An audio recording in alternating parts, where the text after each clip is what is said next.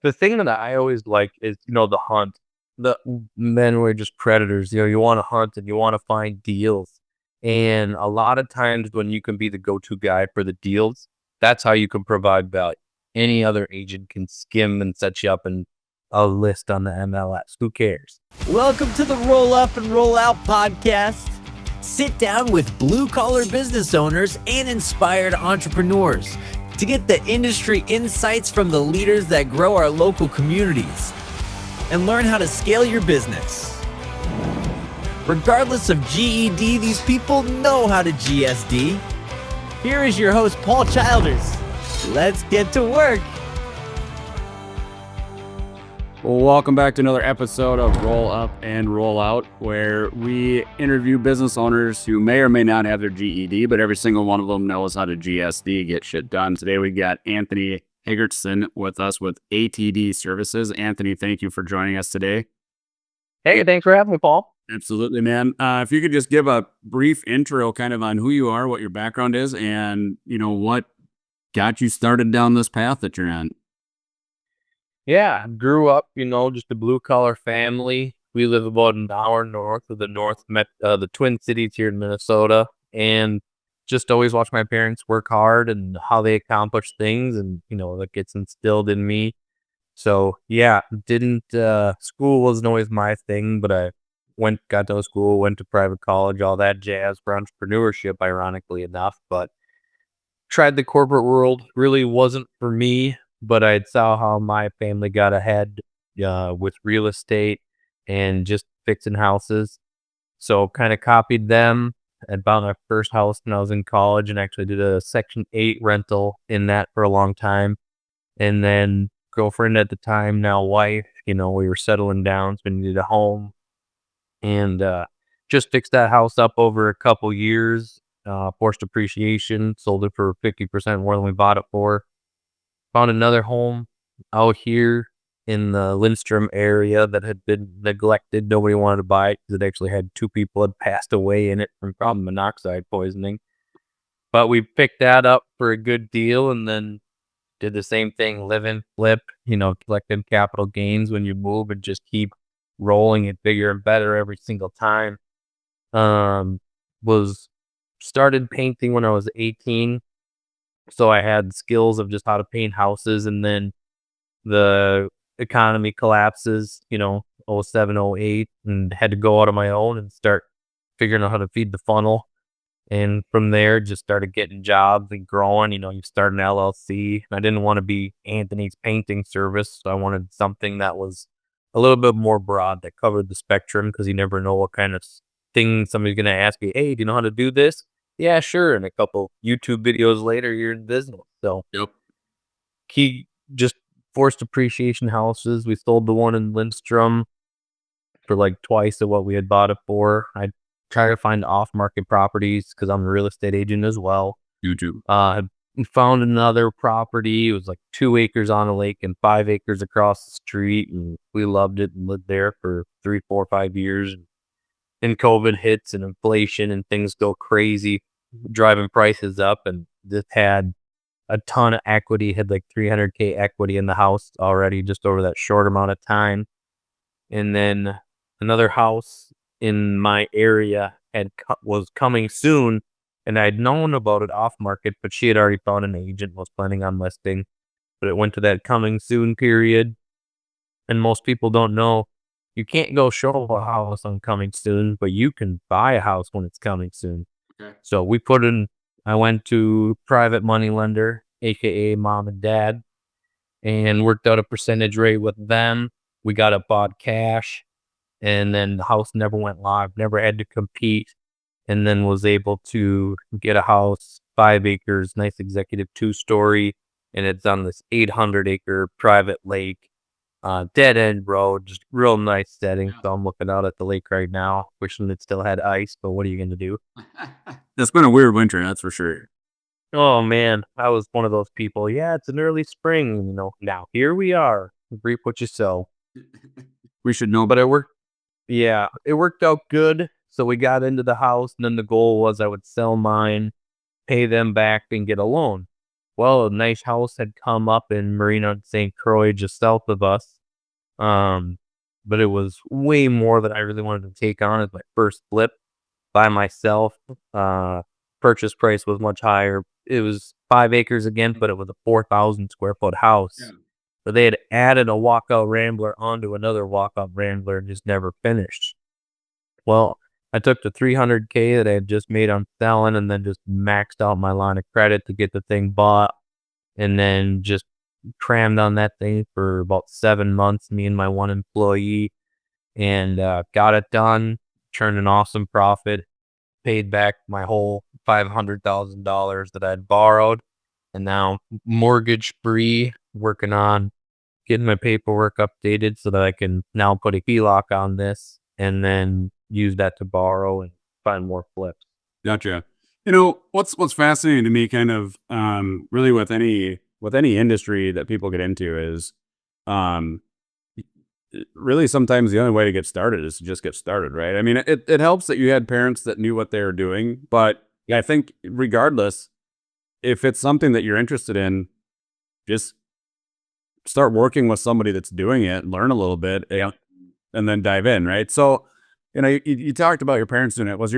Did your dad do any kind of construction, remodeling, or have any kind of that background? No, Being a self-teach, no, he did it.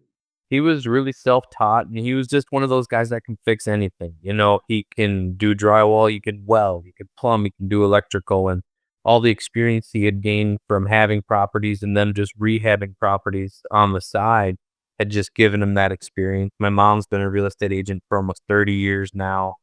And, you copy what you see, and you see, you try to find how do you make the most money with the least amount of work. And it was always just real estate, how the most real estate is what makes the most millionaires. And don't try to rewrite the script, and you got to just dig it and do it. And I always joke, like, it's not for the faint of heart, but I always joke with my employee, like, I don't care about people. Hard work is always there for you. And if you put in hard work, it'll always show up and it always pays you back. Yep. Yep. I found that the most the one thing, well, I should say the two things really that you can do in life that give you the most return of value is giving value to others for nothing, right? Like just giving away tips and tricks and insight and information for nothing, because that always reciprocates itself one way, shape, or form. And then just doing the work, right? Like the one thing that it's really simple, but that seems to be the one thing that most people get strung up on is just do the work that you need to do and you'll be fine, right? Uh, is that kind of the aspect of flipping that you enjoy the most? Like just being able to get in, do the work, see the house as a project house, and then turn it into something that you have it like had a vision for? Or like, what is it about the process that you really enjoy that keeps you doing it? The thing that I always like is, the hunt. The men were just predators. You want to hunt and you want to find deals. And a lot of times when you can be the go-to guy for the deals, that's how you can provide value. Any other agent can skim and set you up in a list on the MLS. Who cares? But it's having deals and having the network of knowing what's out there. And half these people, they're like, oh, it's such a saturated market. Yeah, but there's so many deals to be found all the time. And it's just really do the numbers work, and you can't have analysis or paralysis through analysis because you'll just never do anything. Yep. And that was the biggest hurdle for the one flip was just, all right, well, the numbers make sense. I've got the money, I've got the know-how. Now prove it. You talk, now do. So just show up, answer your phone, be there, and just take care of business. That's all you gotta do. Yeah. Yeah. It's that show up, do your job, and answer the phone when people call. Like that seems to trip a lot of people up. But talk about the relationship piece of this too, because there's one thing I know about, real estate, having worked with some people that do investing and flipping, and the ones that seem to get the furthest, right, or have the most success with it, find the most gems, if you want to call them that, seem to be the ones that are the most connected, and helped a bunch of other people out, right? Because there are a lot of people that work in a lot of different industries that touch a lot of houses. And if you treat them well and do right and bring value to them, all of a sudden you're probably getting phone calls. Is that kind of, a little bit of how you built your network of finding some of these like off market deals? Yeah, and I mean, everybody always, I'm friends with a ton of real estate agents, and I'm friends with them. Like, we're all coworkers in a sense. We all work in the same industry. There's so much business out there. You're not in competition. Somebody's gonna pick who they pick to sell their house. Don't get over it. You got to have thick skin, especially in real estate. So just working with them because sometimes they get a dumper listing or an estate sale or a border house, and somebody just doesn't want to list it. Well, if you have these feelers out there to other agents who aren't in the fix and flip business, then they just call me and I more or less get first right of refusal. Just looked at one in Amory, Wisconsin the other day. So you just help other people get what they want and they'll help you get what you want. Yeah, that's there's I think there's more truth to that than a lot of people really understand. Um Yeah. what of all the projects, how many houses total have you flipped now since you started doing this like out of college? Uh, I mean, we used to be just doing the generaling for a lot of projects for other investors because I just didn't have the funds to do them myself. So I've really just done one big one that was the 4,000 square footer on my own, but we've done 20 for other people. Sure. And really learning from that experience is one of the things that made mine go pretty smoothly because of just having the insight and foresight to make it a good solid place. And not the biggest compliment I got from my feedback was, "This doesn't look like a flip." And people like, "Oh, this is a flip, I couldn't even tell." And I'm like, "Thank you, I appreciate that because Yeah. I know me personally, I know a flip house immediately when I walk into one because I'm like, way to go, you did the bottom of the barrel, least amount of work, cheapest bid house." And I just can't stand behind that kind of work. Yeah. And it just sucks because you get people, I mean, they're spending hundreds of thousands of dollars. They get into your cheap flip and, you did, you can use cheaper materials, but if you install them right, it's a good product when you're done. But so many people just hack job these houses with bad flooring or horrible trim jobs, and it looks like garbage when they're done. Yep. Yeah, it's definitely one of those things that having done, I'm not going to say that I'm a handyman, but I definitely just I've self-taught a lot of stuff. Trim is one of those things that um you can tell the difference between an amateur, a difference between the people that pay attention to detail and somebody just slapped it. It's honestly like, because I've done it myself in my own house, like as stupid as it is, it's usually one of the very first things that I spot in somebody else's house and I'm like, ooh, that looks rough. You know, Yeah. me being a judgmental person, even though mine probably sucks just as much, but it's funny like how those little things really make a difference. Like, we had our house resited, 2 years ago, and when I was picking a contractor, I went to a several other jobs, and I was really looking for somebody that really cared about just the little tiny details of things because that Yep. stuff sticks out, and that's who I ended up going with. I paid a little more, but whatever. Like, details matter. So I 100% agree with you on that part, and that's probably what's helped you build a reputation too. Well, exactly. Like, I don't advertise. I have the benefit of living in my hometown where I know everybody, but that's how I market my business. I just do quality work at a reasonable price and it comes back and everybody tags you on Facebook and you get to work with all your friends and just do a quality job and it one hand washes the other. Yep. That's that's a good point, and I think that's a good point for there's two you made two really good points, I think, in this conversation. One of those is sometimes it is good to just work for other people, and learn, and Yep. you learn on other people's dimes a little bit, right? So, like, you get to Yep. build up your experience without really risking your your entire livelihood, right, on screwing something up. Which is why I think it's super important for people to take a little bit of time and work for others, depending on what they're doing, especially if it's a craft like this, because there are some people out there that are very, very experienced that you can learn a ton from that will only add value to you in the future. And the other part of it that you kind of pointed out too was just being willing to do that work, do it the right way, take your time, pay attention to the details, do more than what's expected of you. I think that's probably one of the things that has gotten me furthest in all of my careers is Completely. do so much. I add so much value whenever I'm doing work for people that I don't really always I haven't advertised really anything for my business since I opened it. It's just all word of mouth stuff because just going above and beyond and beating expectations covers a lot of other areas that you otherwise have to spend money to get people to come and find you with.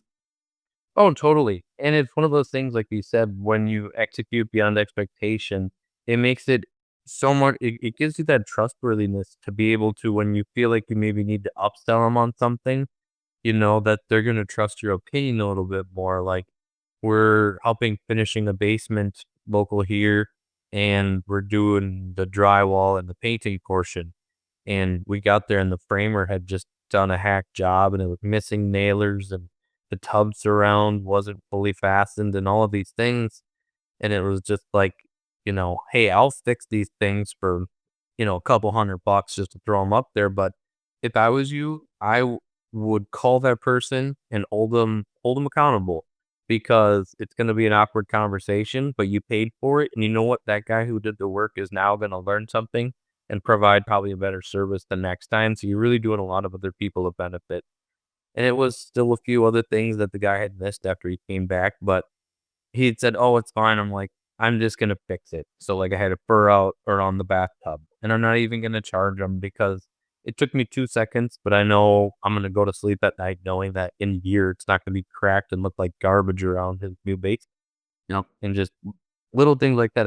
I don't sweat hundreds of dollars, and it's just making things right for yourself and setting the high expectations for yourself.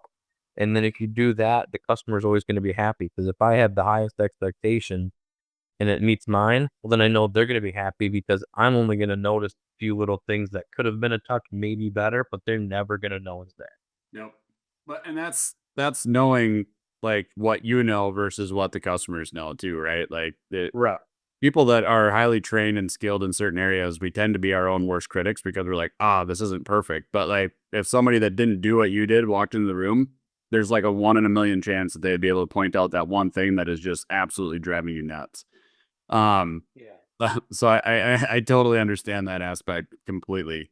Um, we're coming up on our closing time here, but you had mentioned you went to a college and went to your and took a entrepreneur course.